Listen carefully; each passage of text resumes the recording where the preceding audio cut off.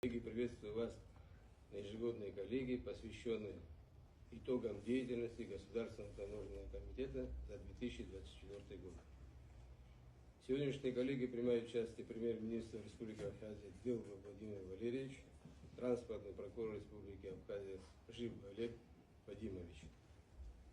Традиционно в качестве гостя на нашей коллегии присутствует представитель Федеральной таможенной службы Российской Федерации в Абхазии Козлов Константин Робертович.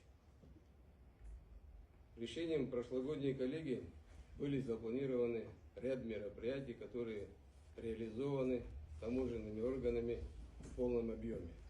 За отчетный период объем начислений таможенных платежей составил 4 миллиарда 170 миллионов рублей, что на 13,5% превышает показатели 2023 года. План на 2024 год в размере 3 миллиарда 526,5 миллионов рублей выполнен на 118%, что свидетельствует об эффективности нашей работы по пополнению доходной части республиканского бюджета.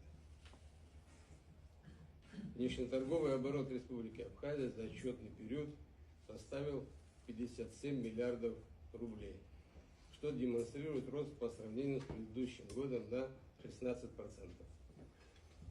Вместе с тем хочу отметить, что помимо положительных результатов работы экономического блока наблюдаются успехи в работе по линии правоохранительной деятельности.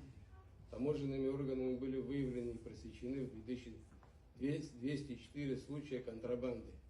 По всем возбуждены дела об административных правонарушениях. Общая стоимость объектов нарушения таможенных правил составила 48 миллионов 29 тысяч 526 рублей. В 2024 году из незаконного оборота были изъяты товары на общую сумму 42 миллиона 378 рублей.